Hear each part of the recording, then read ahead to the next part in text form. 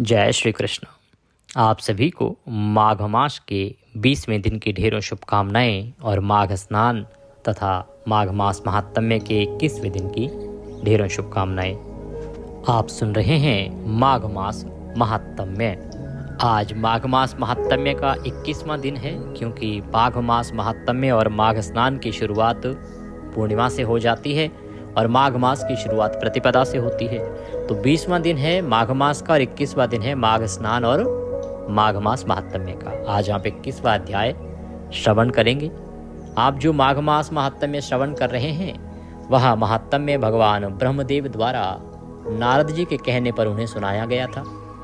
तदुपरांत भगवान नारायण ने जब दत्तात्रेय अवतार लिया था तो भगवान दत्तात्रेय जी के रूप में भगवान नारायण ने सहस्त्रार्जुन को सुनाया था। और यही महात्म्य सतयुग में भगवान रामचंद्र के वंशज राजा दिलीप को गुरु वशिष्ठ ने श्रवण कराया था। हम इसे कैसे सुनते हैं? हम सुनते हैं सूत जी और गुरु वेद व्यास जी के माध्यम से। उन्होंने इसे वर्णित किया और उन वेदों के माध्यम से, पुराणों के माध्यम से ये हम तक पहुंचा। जब सूत जी महाराज ने निवेदन किया कि गुरुवर, आपने मुझे सभी पुराणों की जानकारी दी है, सभी महत्वपूर्ण जानकारियां और शास्त्र पढ़ाए हैं, अब मैं आपके श्रीमुख से माघ मास महात्म्य सुनना चाहता हूँ। तब वेद व्यास जी महाराज ने यह महात्म्य श्रवण कराया। उन्होंने इसकी महिमा बताई, साथ ही कहा कि हे सूत, इसी महात्म्य को एक समय पर गुरु वशिष्ठ ने महाराज दिलीप को सुनाया था। जब राजा दिलीप रात्रि को शिकार खेलने गए और जंगल में ही रुके, अगले दिन प्रातः काल वो अपने स्थान के लिए वापस निकल रहे थे तो वहीं उन्होंने एक जल का सरोवर देखा। उसके आगे चले तो वहाँ एक ऋषि तपस्या कर रहे थे। उन्हें देखकर राजा रुके। उन्होंने ऋषि को प्रणाम किया। राजा के प्रणाम करने से ऋषि की आंखें खुली। उन्होंने कहा कि राजन, आज माघ मास की इस शुभ वेला में आप इस पवित्र जलाशय को छोड़कर अपने महल की ओर प्रस्थान क्यों कर रहे हैं? तब राजा दिलीप ने कहा, भगवान, मुझे तो माघ मास के विषय में कुछ ज्ञात ही नहीं है। ये क्या है, क्यों है, क्या इसकी महिमा है? आप मुझे कुछ बताएं तो उत्तम होगा। आप मुझे इसका महात्म्य श्रवण कराएं। तब ऋषि बोले, राजन, अभी सूर्योदय का समय है और ये स्नान का समय है, अतः आप महात्म्य महल में जाके अपने गुरु वशिष्ठ से सुनिएगा। अभी आप स्नान करिए। तो उन्होंने वहाँ उस सरोवर में स्नान किया। जब महल में वापस आए तो उन्होंने अपने गुरु वशिष्ठ को सारा वृतांत सुनाया। तब गुरु वशिष्ठ ने ये महात्म्य राजा दिलीप को सुनाया। वर्णन करते हैं कि राजन, ये महात्म्य दत्तात्रेय जी महाराज ने सहस्त्रार्जुन को सुनाया था। दत्तात्रेय जी कहते हैं कि एक समय एक बड़ा ही धनवान व्यापारी था, जो इस पृथ्वी पर कुबेर के सदृश था, अर्थात उसका जितना धन था जितना कुबेर के पास होता है। वह उतना ही बड़ा भगवान का भक्त भी था। उसने अनेकों कुएं, तालाब, बावड़ी बनवाए, आने जाने वालों के लिए जल की व्यवस्था करी, वृक्ष लगवाए जिससे कि राहगीरों को छाया मिले, धूप से राहत मिले। जब वह वृद्ध हुआ तो उसने वानप्रस्थ के लिए गमन करने के लिए अपने कारोबार और परिवार का सारा दायित्व अपने पुत्रों को सौंप दिया और स्वयं वानप्रस्थ को चले गए। वहाँ भगवान की भक्ति करते हुए वो भगवान के धाम को सिधार गए। उधर जो उनके पुत्र थे, दोनों ही पापी निकले। दोनों वेश्यावृत्ति और कुकर्मों में लग गए। अपने पिता का सारा धन यूं ही गंवा दिया। समय ऐसा आया कि उनके पास खाने को दाने भी ना रहे। तब उन्होंने चोरी करनी आरंभ कर दी। राजा पकड़ ना ले, इस डर से वो वन में जाकर रहने लगे। वन में रहते हुए एक को शेर के द्वारा मार के खा लिया गया और दूसरा सांप के डसने से मृत्यु को प्राप्त हुआ। दोनों को यमलोक ले जाया गया। वहां जब उनका हिसाब किताब हुआ तो बड़े भाई को नरक में डाल दिया गया और छोटे भाई को स्वर्ग ले जाया गया। जब छोटे भाई, जिसका नाम विकुंडल था, को स्वर्ग ले जाया जा रहा था, उसने यमदूतों से पूछा कि हे दूतों, मैंने ऐसा कौन सा सदकर्म किया है जिसके पुण्य फल के प्रभाव से मुझे स्वर्ग प्राप्त हुआ है और मेरे भाई को यमलोक की प्राप्ति हुई है। तब दूत ने ध्यान लगा के देखा और बताया कि हे विकुंडल, तुम जब वन में रहते थे तो एक ऋषि पुत्र के साथ तुमने माघ मास में 2 दिन यमुना जी में स्नान कर लिया था। तो यमुना जी में 1 दिन स्नान करने के पुण्य फल से तुम्हारे पिछले सारे पाप नाश हो गए और दूसरे दिन स्नान करने के पुण्य फल से तुम्हें यह स्वर्ग प्राप्त हुआ है। तो विकुंडल ने पूछा कि दूतों, मनुष्य ऐसे क्या कर्म करे जिनके करने से उसे यमलोक ना जाना पड़े, यम यातनाएं ना भुगतनी पड़े। तब उन यमदूतों ने बताया कि किस प्रकार से मनुष्य को जीना चाहिए। मन, क्रम, वचन से किसी प्रकार से किसी को ठेस नहीं पहुंचानी चाहिए। वाणी में सदा मृदुता और विनम्रता होनी चाहिए। शरीर से किसी को नुकसान ना पहुंचाएं और ना ही किसी के प्रति वैर भाव अपने मन में लेके आएं। क्रोध किसी पे करें, किसी का अहित ना करें। पक्षियों को दाना डालें, जानवरों की सहायता करें, मनुष्यों की सहायता करें। जो रास्ते में चलते पथिक हैं उनके लिए वृक्ष लगवाएं, कुएं खुदवाएं, तालाब बावड़ी बनवाएं, जलाशय बनवाएं, जिससे कि सभी अपनी प्यास बुझा सकें और भगवान की भक्ति करें। एकादशी का महात्म्य में आया कि एकादशी का व्रत करने वाला कभी नरक नहीं जाता और जो भगवान सालिग्राम की सेवा करता है वह भी कभी यमलोक नहीं जाता। विकुंडल ने कहा कि मेरा भाई जो अभी नरक में है उसको कैसे मुक्त किया जा सकता है। तब यमदूत ने कहा कि तुमने अपने 8वें जन्म में एक उत्तम कर्म किया था। यदि तुम उसका फल अपने भाई को अर्पित करो तो निश्चय ही तुम्हारा भाई यम यातना से बच जाएगा और वह मुक्त हो जाएगा। तब विकुंडल ने संकल्प करके वह पुण्य अपने भाई को अर्पित किया, जिसके प्रभाव से उसके भाई की नरक यातना समाप्त हो गई और उसकी मुक्ति हो गई तथा वह भी स्वर्ग को पधार गया। तब दत्तात्रेय जी से शास्त्रार्जुन ने पूछा कि प्रभु, वह वैश्य कौन था जो माघ स्नान के पुण्य फल से मुक्त हुआ था? माघ स्नान की महिमा मुझे सुनाइए, कैसे स्नान करना चाहिए। तब उसके स्नान की विधि दत्तात्रेय जी ने बताई, जिसका श्रवण आपने पिछले अध्यायों में किया। फिर वर्णन आया कि किस प्रकार से एक सुंदर अप्सरा एक राक्षस को माघ स्नान का फल देकर उसकी राक्षसत्व से मुक्ति दिलाती है। अभी एक ब्राह्मण पुत्र और 5 कन्याओं का वृतांत चल रहा था कि जब कन्याओं ने उस ब्राह्मण पुत्र से कहा कि उन्हें विवाह करना है, ब्राह्मण पुत्र ने मना किया। जब उन्होंने जबरदस्ती उसे पकड़ने का प्रयास किया तो उस ब्राह्मण कुमार ने उन्हें श्राप दे दिया पिशाचिनी होने का। उन कन्याओं ने कहा, इसमें हमारा क्या दोष, तुमने हमें बेवजह श्राप दिया है। तो उन्होंने भी उसको पिशाच बनने का श्राप दिया और इस प्रकार से वो 6 के 6 पिशाच और पिशाचिनी बन गए और वहीं सरोवर पर रहने लगे। प्रभु की कृपा से एक समय लोमस ऋषि का वहाँ आना हुआ। तब जो ब्राह्मण कुमार के पिता हैं उसने निवेदन किया लोमस ऋषि कि प्रभु, इन कन्याओं को और मेरे पुत्र को इस पिशाच योनि से मुक्ति दिलाओ। जो इन्होंने श्राप एक दूसरे को दिए हैं उससे इनको सुरक्षित करो। तब लोमस ऋषि ने उन्हें आशीर्वाद दिया और साथ ही कहा कि अब मैं तुम्हें वह विधि बताता हूँ जिसके द्वारा तुम शीघ्र ही इस श्राप से मुक्त हो जाओगे। इससे आगे का वृतांत अब हम श्रवण करेंगे। तो कथा को आगे बढ़ाएं उससे पहले आपसे निवेदन है कि ये माघ मास महात्म्य का वीडियो है तो कृपया इसे एक बार लाइक अवश्य कर दीजिएगा। परमेश्वर वासुदेव के कृपा प्राप्त करने के लिए और माघ मास स्नान फल प्राप्त करने के लिए कमेंट बॉक्स में अवश्य लिखिएगा जय श्री हरि या ओम नमो भगवते वासुदेव। आप देख रहे हैं देवभूमि ज्योतिष संस्थान का प्रतिष्ठित यूट्यूब चैनल देवभूमि धार्मिक। हम यहाँ पर सभी व्रत और त्योहारों की सही शास्त्रीय जानकारी प्रदान करते हैं। ज्योतिष शास्त्र और पंचांग के आधार पर आपको बताते हैं कौन सी तिथि कब है, व्रत आदि कब करना है, क्या विधि है, क्या नियम है और क्या गलती नहीं करनी है। यदि आप सभी व्रत और त्योहारों की सही शास्त्रीय जानकारी पाते रहना चाहते हैं तो कृपया चैनल को सब्सक्राइब कीजिए और बेल आइकन को प्रेस कीजिए। जब आप सब्सक्राइब का बटन दबाएंगे तो वहाँ एक घंटी का निशान बना हुआ आएगा, उसको अवश्य दबाइएगा, तभी आपको हमारे सारे वीडियो प्राप्त होंगे, अन्यथा आपसे जानकारी छूट जाएगी। अब आप हमारे साथ व्हाट्सएप के माध्यम से भी जुड़ सकते हैं। अगर आप हमारे व्हाट्सएप ग्रुप पर जुड़ते हैं तो उसका लाभ ये होगा कि आपको सभी वीडियो सभी जानकारियाँ सीधे मोबाइल पर आते रहेंगी, क्योंकि यूट्यूब पर बहुत से वीडियो आपसे छूट जाते हैं। जब आप वीडियो देखने जाते हैं तब तक हमारे वीडियो आके चले गए होते हैं, क्योंकि दिन में हम 4 वीडियो डालते हैं। तो अगर आप व्हाट्सएप पर जुड़ जाएंगे तो हम सीधे आपको व्हाट्सएप पर भेजते रहेंगे, इससे सभी जानकारी मिलती रहेंगी। साथ ही सभी व्रत और त्योहारों के दिन पे भी हम विशेष मुहूर्त और विशेष जानकारियाँ देते हैं कि इस दिन दिया जलाइए, अब नहीं जलाइए, इस प्रकार से ये कार्य कीजिए। और साथ ही आपको रिमाइंडर भी देते हैं कि कल क्या करना है क्या नहीं। तो ये सब भी आपको व्हाट्सएप पर मिलता रहेगा। अगर आप हमारे साथ व्हाट्सएप के माध्यम से जुड़ना चाहते हैं तो स्क्रीन पर नंबर आएगा वीडियो के अंत में 900 से, उस पर आप व्हाट्सएप मैसेज लिखिए, अपना नाम और कहिए कि आपके नंबर को जोड़ दिया जाए, तो हम आपको व्हाट्सएप पर ऐड करेंगे और फिर वहाँ सभी जानकारी आपको प्राप्त होती रहेंगी।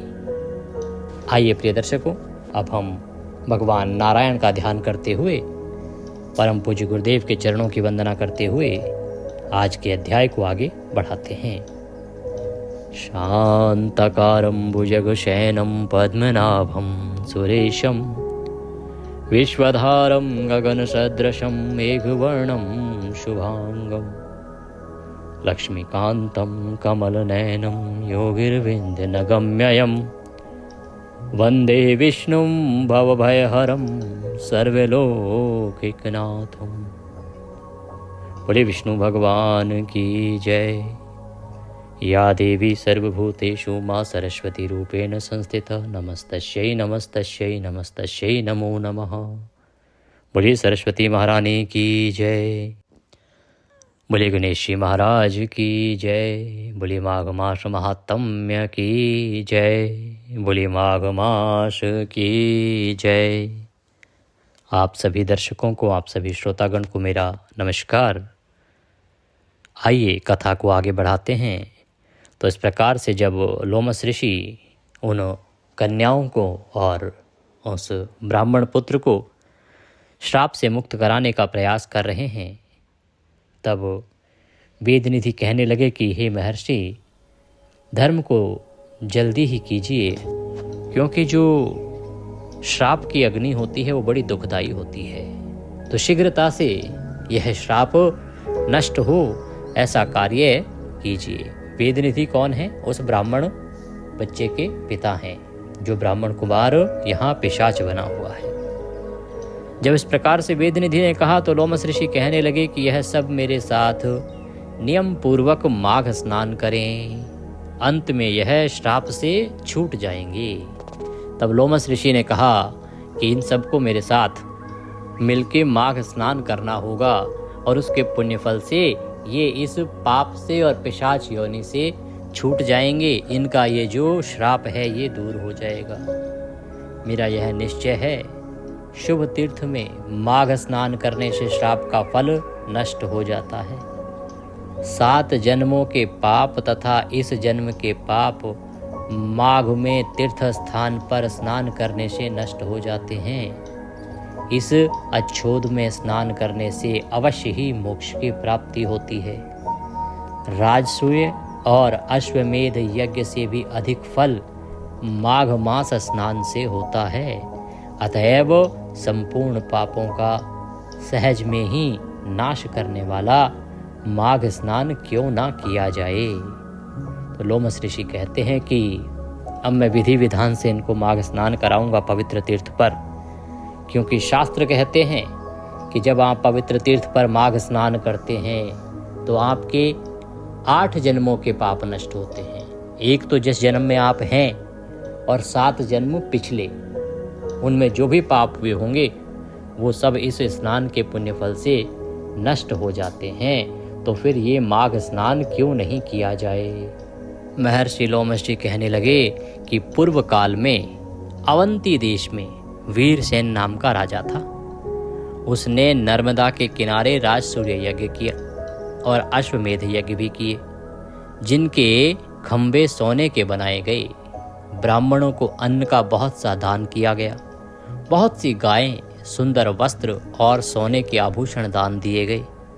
वह देवताओं का भक्त और दान करने वाला था। भद्रक नाम का एक ब्राह्मण, जो अत्यंत मूर्ख, कुलहीन, कृषि कार्य करने वाला था, दुराचारी तथा अधर्मी था। वह भाई बंधुओं का त्यागा हुआ इधर उधर घूमता हुआ देव यात्रियों के साथ प्रयाग में आया और माघ में उनके साथ 3 दिन तक स्नान किया। वह 3 दिन में ही निष्पाप हो गया। फिर वह अपने घर चला गया। तो लोमस ऋषि एक वृतांत श्रवण करा रहे हैं, एक वृतांत सुना रहे हैं। कहते हैं कि अवंती देश में वीरसेन नाम का एक राजा था, बड़ा धर्मात्मा था। उसने राजसूय यज्ञ किया था, अश्वमेध यज्ञ भी किया था, और ब्राह्मणों को खूब सारा अन्न धन दिया था, सभी को संतुष्ट किया था, सुंदर सुंदर वस्त्र दिए थे, बहुत सी गायें ब्राह्मणों को दान में दी थी, सोने के आभूषण दान दिए थे। वो देवताओं का बड़ा भक्त था तथा दान करने वाला था। वहीं उसी के नगर में एक भद्रक नाम का ब्राह्मण था। वो बड़ा ही मूर्ख था, बुद्धिहीन था, उसको बुद्धि नहीं थी और केवल कृषि कार्य करता था। दुराचारी भी था और धर्म भी नहीं करता था, अधर्मी था। इसीलिए उसको उनके जो भाई बंधु थे, कुटुंब वाले थे, उन सब ने त्याग दिया था। अब हुआ क्या कि एक बार वो इधर उधर घूमता हुआ, जो तीर्थ यात्री होते हैं ना, उनके साथ साथ प्रयाग पहुंच गया। माघ का महीना था, तो इसीलिए माघ में उसने उन यात्रियों के साथ 3 दिन तक स्नान कर लिया। अब जब उसने 3 दिन स्नान किया तो उसके पुण्य फल से उसके सभी पाप नष्ट हो गए, वो निष्पाप हो गया। और उसके बाद वो अपने घर वापस चला आया। वह ब्राह्मण और राजा दोनों एक ही दिन मृत्यु को प्राप्त हुए। राजा वो जो बहुत धर्म कर्म करता था, सोना चांदी दान करता था, बड़े यज्ञ करता था, और वह कृषक जो मूर्ख था, अधर्मी भी था, पर गलती से तीर्थयात्रियों के साथ जाके प्रयाग में 3 दिन स्नान कराया था। तो ये दोनों की मृत्यु एक ही दिन हो गई। लोमस ऋषि कहते हैं कि मैंने इन दोनों को बराबर इंद्रलोक में देखा। कहते कि देखो, एक वो कृषक था जो मूर्ख था, अज्ञानी था, अधर्मी था, पापी था, कभी किसी को दान नहीं दिया, कुछ नहीं किया, वो भी मैंने स्वर्ग में ही देखा। और उसके साथ में ही वो राजा बैठा था जिसने इतने दान दिए, इतने यज्ञ कर्म किए।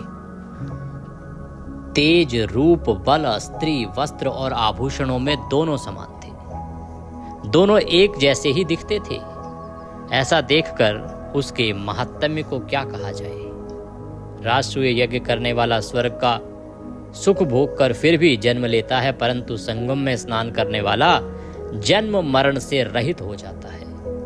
गंगा और यमुना के संगम की हवा के स्पर्श से ही बहुत से दुख नष्ट हो जाते हैं। लोमस ऋषि कहते हैं कि माघ की महिमा देखिए। एक तरफ वो अधर्मी और दूसरी तरफ राजा। उस अधर्मी ने केवल 3 दिन स्नान किया और उसी स्वर्ग में बैठा है राजा के पास जाके। जिस राजा ने इतना दान दिया, इतने बड़े बड़े यज्ञ किए, तब उसको वो स्थान प्राप्त हुआ। और दोनों में दिखने में कोई अंतर नहीं, दोनों को समान सुविधाएं स्वर्ग में प्राप्त हो रही हैं। तो ये माघ की महिमा है। लोमस ऋषि कहते हैं इतना ही नहीं है, जो यज्ञ करके स्वर्ग जाता है, जैसे राजसूय यज्ञ किया, तो राजसूय यज्ञ करने से आपको स्वर्ग तो मिल जाता है, लेकिन फिर से जन्म लेना पड़ता है। परंतु जिसने संगम में स्नान कर लिया, वो जन्म मरण से छूट जाता है, वो मुक्त हो जाता है, उसको हरि का धाम प्राप्त हो जाता है। कहते हैं भाई, इस स्थान की महिमा तो इतनी अधिक है कि यदि गंगा और यमुना के संगम से आती हुई हवा भी किसी को छू लेना, तो वह उससे पवित्र हो जाता है, उसके सभी दुखों का नाश हो जाता है। अधिक क्या कहें, और किसी भी तीर्थ में किए गए पाप माघ मास में प्रयाग में स्नान करने से नष्ट हो जाते हैं। मैं पिशाच मोचन नाम का एक पुराना इतिहास सुनाता हूँ। इस इतिहास को यह कन्याएं और तुम्हारा पुत्र भी सुने, इससे इनको स्मृति प्राप्त होगी। तब लोमस ऋषि कहते हैं कि देखो, इसके लिए मैं तुम्हें एक पुराना इतिहास, एक कथा सुनाता हूँ जिसका नाम है पिशाच मोचन। इस इतिहास को ये कन्याएं जिनको ये श्राप मिला है और तुम्हारा पुत्र जिसे श्राप मिला है और ये सब पिशाच बन गए हैं, इन सब को ध्यान से सुनना चाहिए। जब ये इस कथा को सुनेंगे तो इसके सुनने से इन्हें स्मृति प्राप्त हो जाएगी, इनको पुरानी चीज़ें याद हो आएंगी। पुराने समय में देवद्युति नाम का एक बड़ा गंभीर और वेदों का पारंगत एक वैष्णव ब्राह्मण था। उसने पिशाच को निर्मुक्त किया था। वेदनिधि कहने लगे कि वह कहाँ का रहने वाला था, किसका पुत्र था, किस पिशाच को उसने निर्मुक्त किया था। तो वेदनिधि ने पूछा कि भगवान वो कौन था, उसके विषय में हमें बताएं। और कौन सा वो पिशाच था जिसको उसने निर्मुक्त किया था? आप विस्तार पूर्वक यह सब सुनाइए। तो लोमस ऋषि कहने लगे कि किल्पज्ञ से निकली हुई सुंदर सरस्वती के किनारे पर उसका स्थान था। जंगल के बीच में पुण्य जलवासी सरस्वती बहती थी। वन में अनेक प्रकार के पशु भी विचरते थे। उस ब्राह्मण के श्राप के भय से पवन भी बहुत सुंदर चलती थी और वन चैत्र रथ के समान था। उस जगह धर्मात्मा देवद्युति रहता था। उसके पिता का नाम सुमित्र था और वह लक्ष्मी के वरदान से उत्पन्न हुआ था। वह सदैव आत्मा को स्थिर रखता, गर्मी में अपने नेत्र सूर्य की तरफ रखता था, वर्षा में खुली जगह पर तपस्या करता, हेमंत ऋतु में सारस्वत सरोवर में बैठता था और त्रिकाल संध्या करता था। जितेंद्रिय और सत्यवादी था।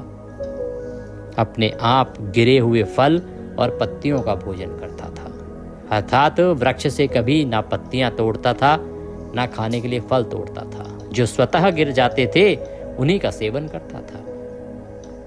उसका शरीर सूख कर हड्डियां मात्र रह गई थी। इस प्रकार उसको तप करते हुए वहां पर 1000 वर्ष बीत गए। तप के प्रभाव से उसका शरीर अग्नि के समान प्रज्वलित था। विष्णु की प्रसन्नता से ही वह सब कर्म करता था। दधीचि ऋषि के वरदान से ही वह श्रेष्ठ वैष्णव हुआ था।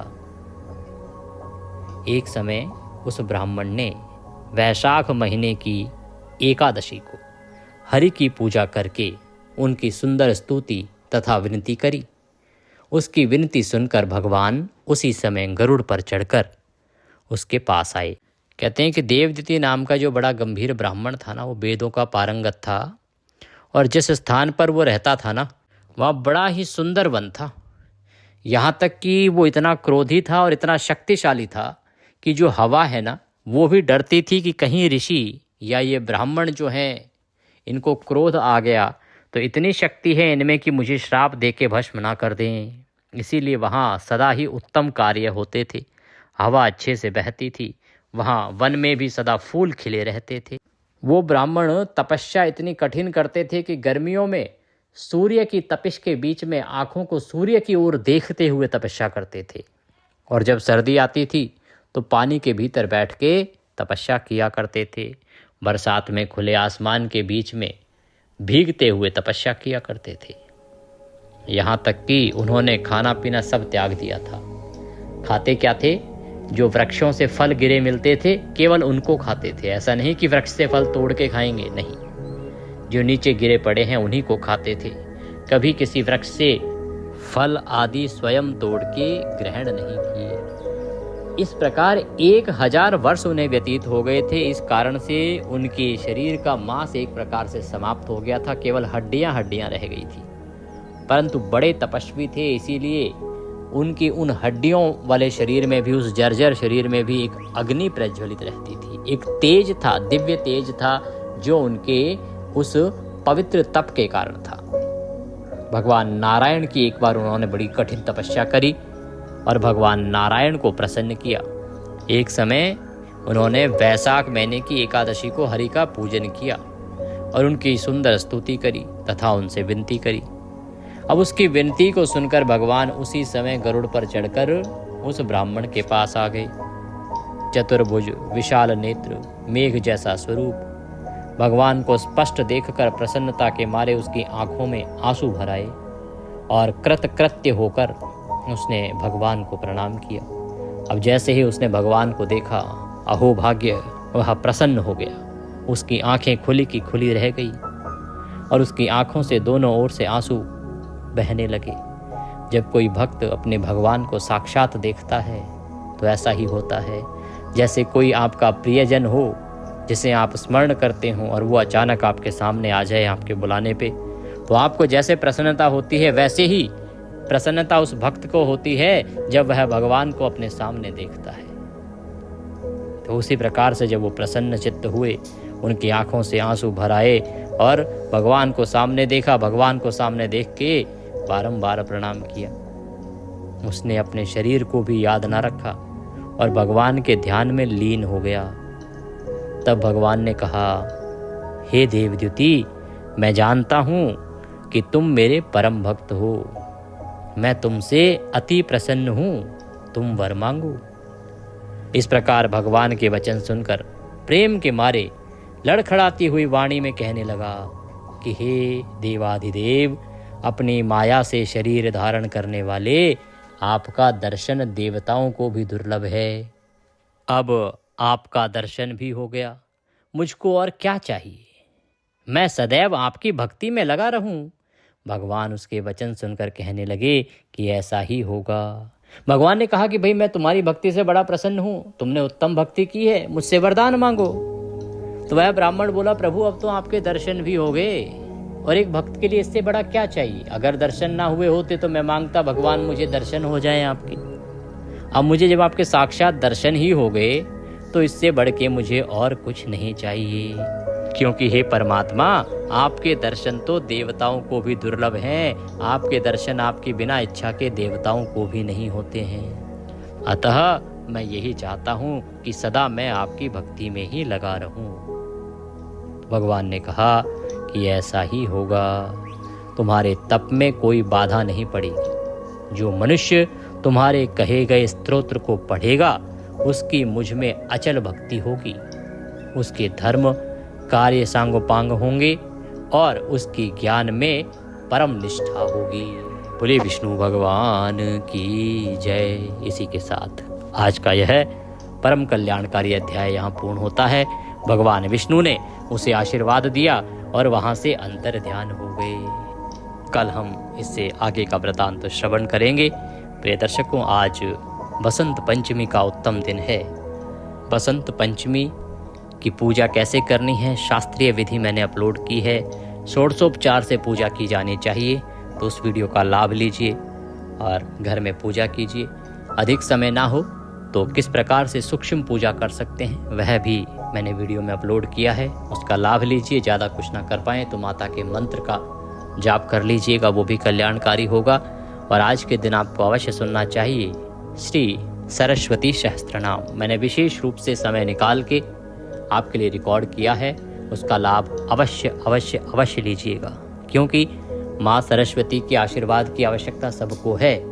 अगर आपके घर में बच्चे हैं तो उनको सुनाइए, और बड़ों को इसलिए सुनना चाहिए क्योंकि माँ सरस्वती केवल विद्या नहीं, बुद्धि देती हैं और वाणी देती हैं और वाक्य देती हैं। वाक्य, वाणी और बुद्धि की आवश्यकता हमें पूरे जीवन रहती है।